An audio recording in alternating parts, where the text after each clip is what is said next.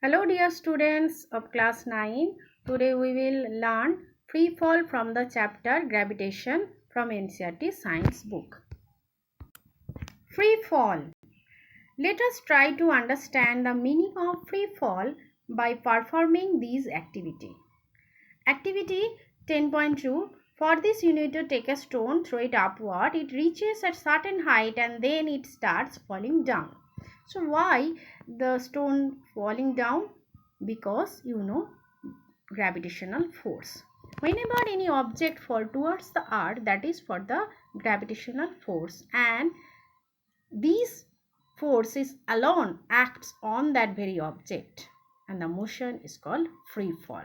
So we say that objects are in free fall when the object falls towards the earth under the gravitational force only. Is there any change in the velocity of falling object while falling? There is no change in the direction of the motion of the object. But due to the Earth's attraction, there will be a change in the magnitude of the velocity. Now, the gravitational force acting on that very object is an unbalanced force. So, the object which falling towards the Earth, the velocity increases. And whenever it reaches towards the Earth, the velocity increases and before touching the ground, it gets a maximum value. This acceleration due to the Earth's gravitational force is called acceleration due to gravity or gravitational acceleration. It is denoted by g, and the unit of g is meter per second square. So we know from the second law of motion that the force is a product of mass and acceleration. Now if the mass of the stone is m and the gravitational acceleration acting that very stone is g, therefore gravitational force can be written as F equal to mg. Now we also know that from the gravitational force is also equal to g is equal to capital mm by d square. Now mg is equal to capital G mm by d square. Therefore we get the value of equation for the g, small g, equal to capital G capital M by d square.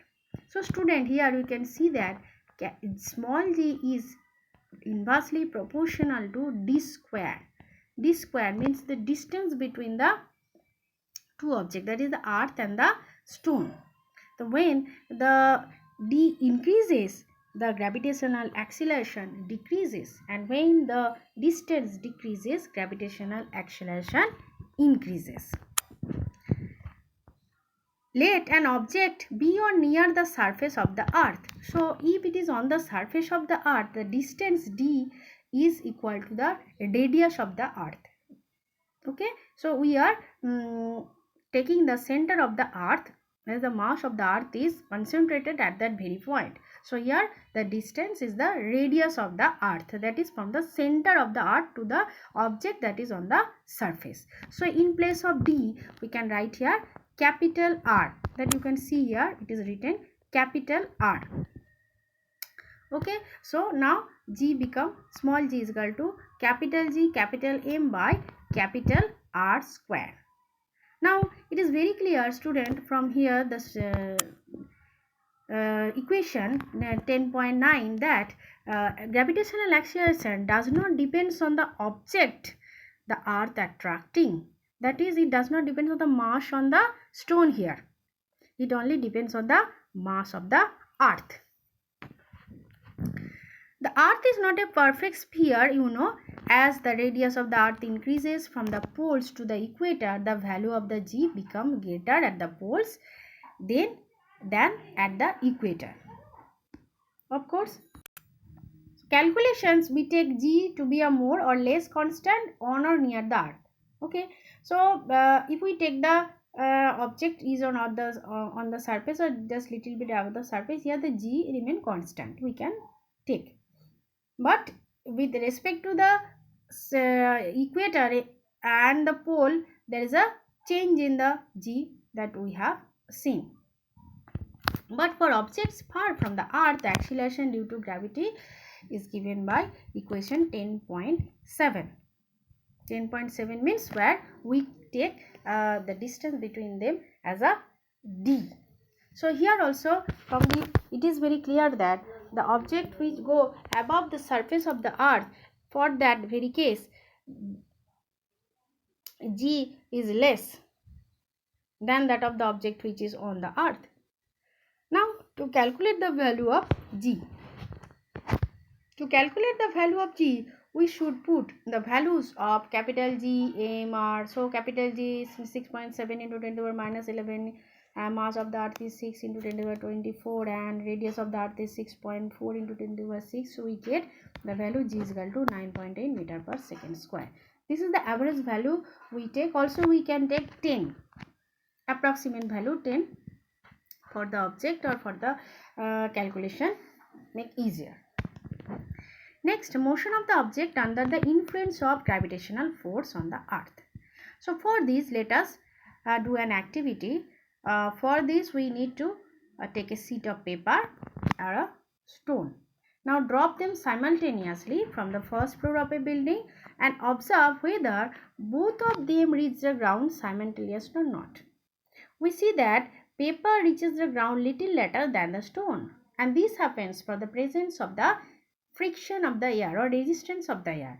For the air resistance, as the paper is lighter, it doesn't fall with the stone, and the stone is heavier, so it can avoid the resistance of the air. But if that very activity or experiment done in a chamber, vacuum chamber, we will see that both the paper and the stone will would fall at the same rate. This was proved by Galileo when he dropped two objects of different masses and shown that at the same time they are falling, and also proved that.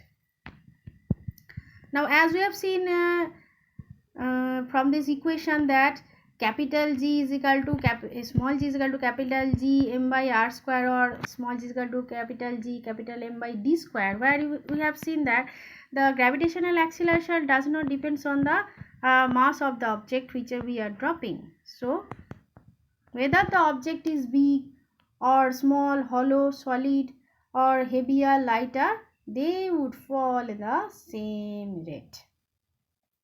So as G is a constant near the earth, so for the uniformly accelerated motion, the equation we can replace A by G. But while we are doing, we have to keep in mind that A should be taken as a positive if the direction of motion and direction of acceleration same in the same. But when A will be negative if it is in the opposite direction or it opposes the motion, then it will be taken as the negative. So here we can say when the object is falling towards the earth, we can take as the velocity increases, we take positive acceleration g, and when object is thrown upward direction, we can take minus g. Now let see the example 10.2, which will clear the topic. Now a car falls off a ledge and dropped to a ground in 0.5 second, where g is equal to 10 meter per second square. So what is the speed on striking the ground, and what is the average speed during the 0.5 second, and how high is the ledge from the ground? So use the equation of motion, v is equal to u plus at, where u is equal to 0 you know, and putting the value of a and t is equal to 0.5, we get 5 meter per second. Next second, what is the average speed? We know average speed is equal to sum of initial and final by divided by 2, so it is 2.5, and the distance travel, use the formula is equal to ut plus half at square. In place of a, must you put the value of g, that is 10 meter per second, so it is 1.25. so here we have taken g as a positive because it is moving downward direction. So we get that speed is 5 meter per second, and the average velocity during 0.5 second is 2.5, and height of the ledge from the ground is 1.25. Next one, example number 3. An object is thrown vertically upward and rises to a height of 10 meter. So calculate the velocity with which the object is thrown. and the time taken to reach the highest point. So here you see the students, the object is thrown vertically. So here we will take acceleration that is negative.